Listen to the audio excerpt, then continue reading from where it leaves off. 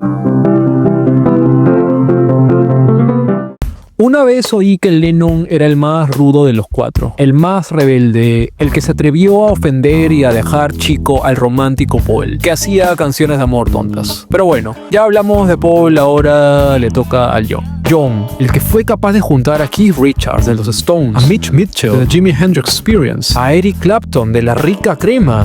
Lennon, el que fue capaz de hablar de guerra y paz en un solo álbum. Alguien que desafió audiencias sensibles con su Yer Blues. Lennon, el intocable y el que no se callaba nada. Uy, qué miedo. Sin embargo, a veces, hasta los más rudos pueden tener su punto de quiebre. De alguna forma u otra, se cansan de estar alertas y a la defensiva y caen. Lennon, quien ya había tomado la decisión de alejarse de sus amigos para dedicarse por completo a su querida Yoko y en sus ratos libres a insultar policías y señores eternos, también tuvo momentos de debilidad musical. Es decir, incluso él llegó a tocar su punto más vulnerable y en más de una ocasión recibió un golpe que no vino de un luchador, sino de una audiencia implacable que no perdonaba nada. Advertencia: escucharás gritos de Yoko Ono cada 2 minutos, por lo que se recomienda no tener el volumen tan no, mentira, ni que estuviese loco para ahuyentar a una audiencia tan linda como ustedes. En fin, estas son las canciones más débiles de Lennon. Pero antes...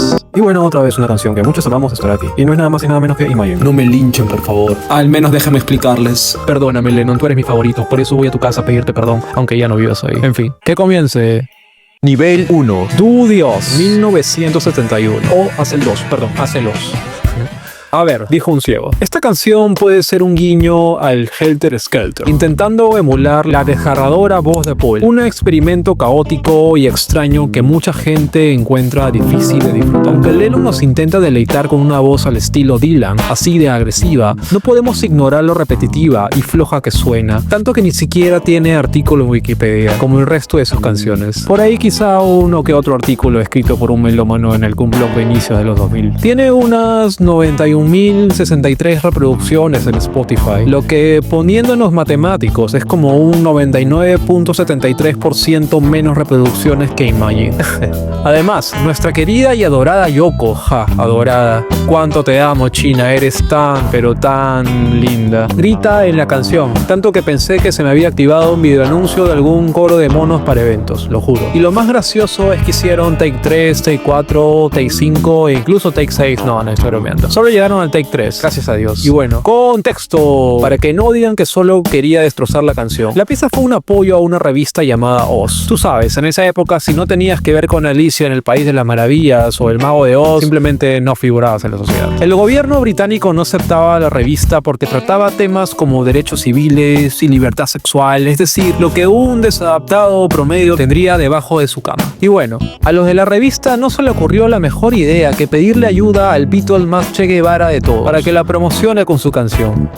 Creo que mejor le hubiésemos pedido ayuda a Nick Drake para salvar nuestra revista hippie. Eso seguro pensó el dueño, porque la revista duró a lo mucho 2 añitos más y nunca más volvió a salir. Gracias John, nos ahorraste el trabajo de desaparecer lentamente la revista hippie. Eso seguro dijo el gobierno británico. Nivel 2. Asustado, 1974. Empezar con el aullido de un lobo es literalmente como ese dicho que dice perro que ladra no muerde, o como esas películas con tantas expectativas pero que finalmente resulta con lágrimas después del estreno. Aunque liricalmente interesante, la producción y el tono de esta canción no conectan con todos. Para empezar, volveremos a hablar de las canciones parecidas, son coincidencias demasiado coincidentes. A mí esta canción me recuerda tanto a I Can See the Sun in Late December de Roberta Flack. Y mira, no es que exagere, escúchala, sobre todo cuando inician ambas canciones. No habrá sido una copia, no quiero ser mal hablado. De repente fue, como dije, una coincidencia bastante coincidente. ¿Qué dices tú?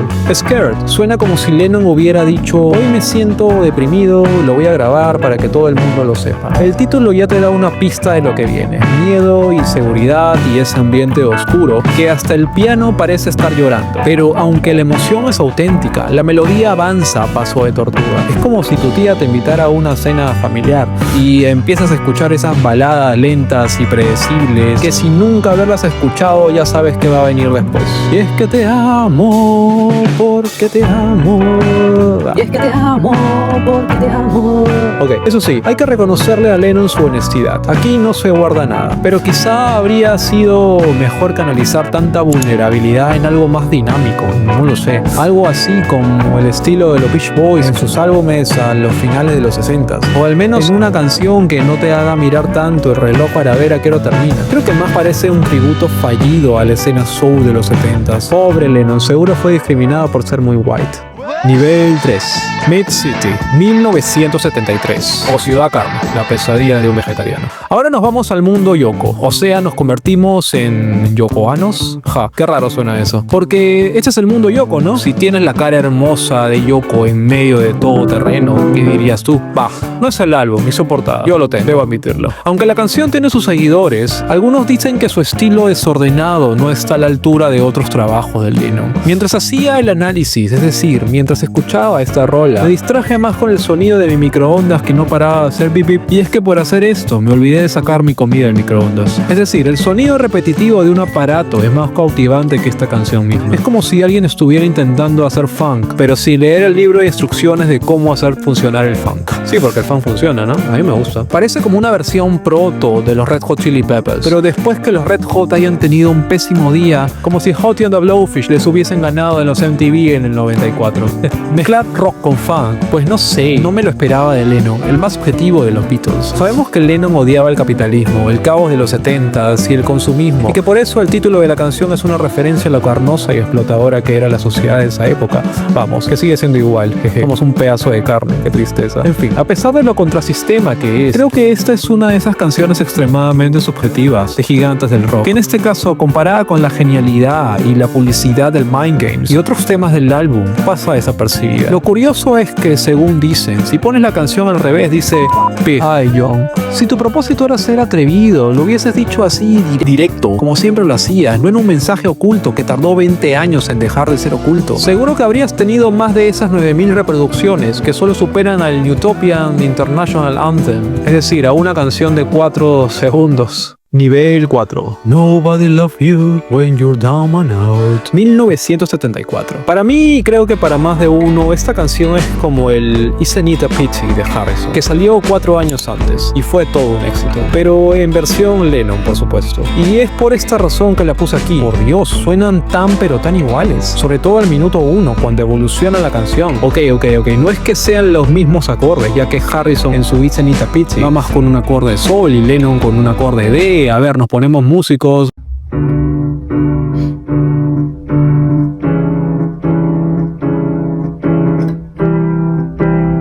Mejor lo haces tú con tu profe de música, si no me tiro una hora de video. En fin, pero la construcción, el orden de la canción con esas frases musicales tan lacónicas y sobre todo ese solo de guitarrita típica de canción setentera, que es como si alguien se quedara llorando después de una despedida, hacen que se asemejen tanto, y creo que para disimular, pues Lennon hizo que la canción durara 2 minutos menos. Pues claro, ya sería demasiado descaro si lo hubiese hecho en 7 minutos. El título pues es un poco cliché y cursi, pero bueno, esta canción fue covereada nada más y nada menos que por Eric Clapton. Entonces podemos decir que... No te ilusiones, Clapton covereó una canción blues de los años 30. Y creo que Bobby Womack, el cantante de soul, hizo algo más divertido y poderoso con el título de la canción. Aunque Bobby Womack dice Once y Lennon dice Loved. Ok, algo bueno debe tener esta rola. Y es quizá el mensaje que es bastante cierto. Nadie te quiere cuando estás deprimido y pobre. Duele tanto saber la verdad, pero es la verdad.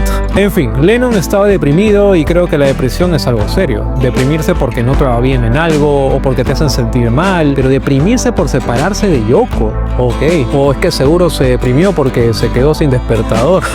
Espero que hayas entendido el chiste. Hey, ¿sigues aquí conmigo? Bien, apóyame dando like y compartiendo este trabajo. Y por supuesto, con un suscribir. Vamos, que no te cuesta nada.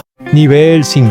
Angelita, 1972. Y bien, esta es la Ángela a la que Lennon se refiere en su canción, y ya explicaré el trasfondo. Es una canción con un mensaje político importante, pero musicalmente criticada por ser floja y poco memorable. Honestamente, da miedo. Parece que el mismísimo demonio Pazuzu estuviese cantando con dos voces a la vez, la de Lennon y la de Yoko, y siendo sincero, prefiero la voz de Pazuzu a los dos cantando al mismo tiempo. Por ahí aparecen unos tamborines que suenan como si estuviesen tocando desde la habitación de tu primo el tropical, y la guitarra que suena en lugar de deleitar parece decidida a hacer que tus oídos sangren. Es como esos platos callejeros en la India donde le echan de todo lo que puedes imaginar. A esta canción igual le echaron de todo musicalmente, incluso como un saxofón que lo ponen bajito como para disimular su terquedad musical. Pero ¿qué cenaron esa noche la pareja del año? Los intentos de cambios de ritmo para enganchar al oyente solo logra que sea peor. El resultado, una mezcla extraña que ni siquiera sabe qué género quiere ser. Parece que dijeron, esto es rock porque metimos de todo un poco, y así está, como rock. Pero no, amigos, así no funciona. Esta canción es un desastre que hasta te hace odiar a las que se llaman Ángela. Espero que tu crush platónica se llame así para que lo olvides más rápido. Ahora, contexto. La canción es tributo a Angela Davis, la activista de las Panteras Negras. No esas panteras, por favor. Y sí, el partido de las Panteras Negras era puro escándalo y protesta, pero tal vez habrían comunicado mejor ese espíritu revolucionario con un funk más puro, o un soul con artistas como Curtis Mayfield o Jill Scott Heron. Se hubiera quedado genial, ¿eh? A mí me encantan las Panteras Negras y literalmente me he visto todas sus películas, pero creo que este tributo quedó muy chico para un movimiento tan poderoso. Aún así, haya venido de un ex-Beatle.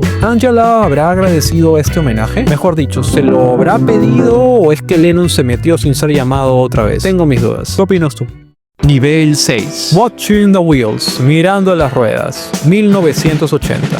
Se parece demasiado a Woman, y creo que con eso cerraría mi speech para esta canción. ¿Para qué más? Pero bueno, mi propósito es entretenerlo. Es literalmente un Woman, pero que se quedó sin evolucionar, y con la base pianística del Imagine, ya que seguro Johncito dijo, como no puedo repetir descaradamente mi éxito Woman, el cual arrasó en las tablas, le cambiaré la clave de la canción como para que no se den cuenta. Nadie se va a dar cuenta. Soy Lennon, el más revolucionario y rudo, y le agregaré la base de mi canción más exitosa, y haré que termine con un lick de blues, porque recuerden, el blues siempre pega. A ver, yo sé que Cripple Inside hizo eso también, con un blues simpático y country, pero Cripple Inside es un hit al lado de esta canción. Con el videíto donde sale Andy Warhol y Miles Davis jugando básquet, pues claro que lo es, pero al menos pudo haberle hecho un video musical al Watching the Wheels. Al menos lo hubiese salvado, creo yo. Aunque de repente hacer una canción así no fue idea de Lennon, sino de la malvarrosa Yoko, si acaso. Malvarrosa es una flor que evoca belleza, ¿eh? O de Jack Douglas, el productor del álbum, quien según la rocola de mi tío, más conocida como Wikipedia, había hecho trabajos de Cheap Trick, Patti Smith y New York Dolls, o sea, de buenas bandas, ¿o no? Bah, a mí me gusta Cheap Trick y New York Dolls. En fin, lo que le dio bastante fuerza, y no solo a esta canción, sino al álbum en sí, fue la partida injusta de nuestro John, a tan solo unos meses después. Nivel 7. Imagine there's no heaven, 1971. Tranquilo, respira hondo. Ojo con esto, mira bien el título. Estas no son las peores canciones de John, sino las más débiles. Y cuando digo débiles no me refiero solamente a su debilidad musical o creativa, sino también filosófica o política, o como quieras llamarlo. Para poner a Imagine aquí, tuve que leer algo del manifiesto comunista y visitar la tumba de Marx en Londres, y así comprobar que Lennon también puede pecar de cursi como el romántico Poel. Aquí Lennon no nos habla desde una barricada o desde una fábrica donde exploten a la clase trabajadora, sino desde su mansión en Tittenhurst Park, con casi 30 hectáreas y un piano blanco que debe haber costado más que todos mis muebles y los tuyos juntos. Si eso no es ironía, no sé lo que es. La melodía de Imagine es simple, hermosa, pero excesivamente segura, como si no quisiera incomodar a nadie. Nos pide imaginar un mundo sin posesiones, pero antes habría sido más creíble si nuestro querido John donaba sus propiedades, o al menos esos lentecitos que tanto te gustan a ti y a mí. La banda americana Steely Dan no dejó pasar esta contradicción, y en una entrevista llamaron a la canción un horrendo himno comunista disfrazado de pop. Donald Fagen y Walter Becker señalaron cómo el contraste entre el mensaje de Lennon y su vida tan acomodada lo hacía quedar como un verdadero hipócrita. La ironía está en cómo la gente acepta estos signos sin cuestionar su contexto, como si fueran solo un like musical o solo una utopía inalcanzable. incansable. Imagine sigue siendo poderosa, pero también contradictoria, como Lennon. Un soñador, pero también un hombre disfrutando de su té bajo candelabros suizos en su humilde y sencilla mansión de 30 hectáreas en medio de la nada. Nivel 8. Beef Jerky. Tú sabes que es el Beef Jerky. 1974. Un instrumental divertido pero algo trivial en comparación con otras piezas del álbum Walls and Bridges.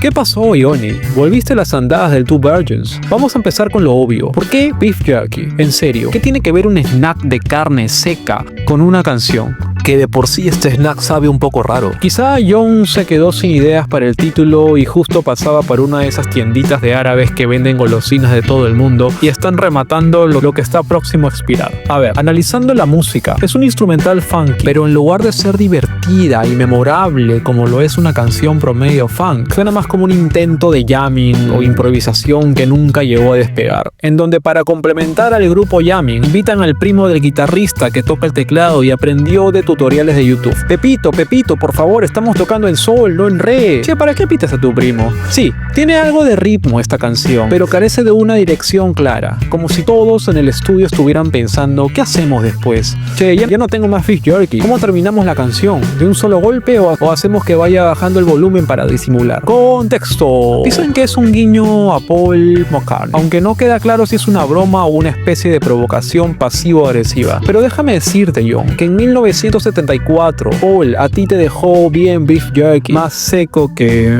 en fin. Lo que sí es seguro es que Beef Jerky tiene al menos un título más comestible que la experiencia auditiva que ofrece. Además que pronunciarlo es un poco difícil. Beef Jerky. Beef Jerky. Por cierto, a mí no me gusta el Beef Jerky y estoy hablando del snack, ¿eh? ¿A ti te gusta? Déjame saberlo. No viene al caso, pero me gustaría.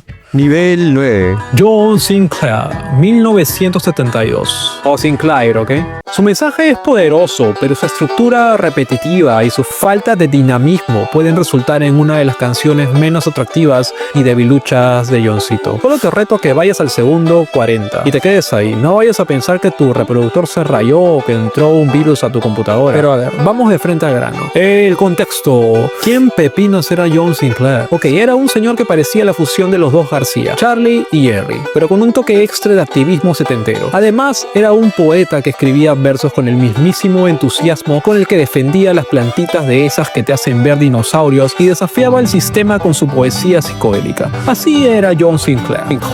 Un personaje que perfectamente podía ser el trovador oficial de cualquier protesta hippie radical. Bueno, el chiste es que, como era de suponerse, en plena década de los 70s, el señor hermano no reconocido de Charlie y Jerry fue arrestado y nuestro buen Johncito se ofreció a hacerle una canción para que sea liberado. Sinceramente no sé si lo liberaron, pero como que ya van más de 2 canciones con propósito social que terminan siendo feas. Consecuencia de que los rockeros se metan mucho en estas cosas, ¿ya ven? Creo que literal John quiso hacer ruido para molestar a los malos policías, pero el ruido se pasó de alto y también llegó a los oyentes, pero no más bien para conocer el caso de John Sinclair, sino para molestar. Y John, si tu propósito era hacer conocido el trabajo del señor Sinclair, pues déjame decirte que Sinclair de Dinosaurios es más famoso sin ayuda de la canción de un ex Beatle. Al menos que de repente su propósito era hacerlo desconocido. Así sí lo lograste. Dime, ¿tú conocías al señor este? ¿O al menos esta canción? ¿O al menos le diste un poco de importancia a este álbum? Nivel 10. Ya va a terminar, tranquilo. 1974. En serio, ¿qué carajos es Yaya? El título ya suena como si Lennon hubiera llamado a su hijo y para grabar lo primero que salga. Y no andamos tan lejos de la realidad, porque literalmente Julian Lennon participa tocando la batería aquí en esta canción, por lo que más parece un experimento familiar de esos que grababas con VHS que una canción seria. La letra es tan profunda como el título, repetitiva, simplona y bastante Yaya. Y parece que la hicieron en 5 minutos, probablemente porque fue así. Es como si John hubiera dicho, ¿qué hacemos para rellenar el álbum? Pues ¿no? Ya manchamos el álbum más de lo que ya está, porque no es que se me dé la gana de decirlo, pero el Walls and Bridges es como el McCartney 2 de Lennon. Es más, creo que mejor se hubiese llamado Lennon 2 para darle más cólera al romántico Paul. Contexto. Esta canción es en realidad un viejo tema de blues, pero en la versión de Lennon suena más como una broma interna que nadie más entendió. Quizá la idea era ser divertida, pero termina siendo uno de esos momentos en los que dices, ¿era necesario hacer esto? Una versión algo improvisada en Walls and Bridges que muchos consideran relleno. relleno. Pero el relleno de esos pasteles que te suben el azúcar a los segundos. Y bien, ¿qué te pareció este recuento? ¿Crees que John Lennon pecó con estas canciones de ser muy débil y muy sensible? ¿Agregarías algunas más? ¿Cuáles serían? Déjame saberlo en la caja de comentarios. Gracias por quedarte conmigo hasta aquí. Y espero que realmente hayas disfrutado de este humilde trabajo. ¿Me ayudarías con suscribirte a este canal? Vamos, no cuesta nada. Cuídate, nos vemos.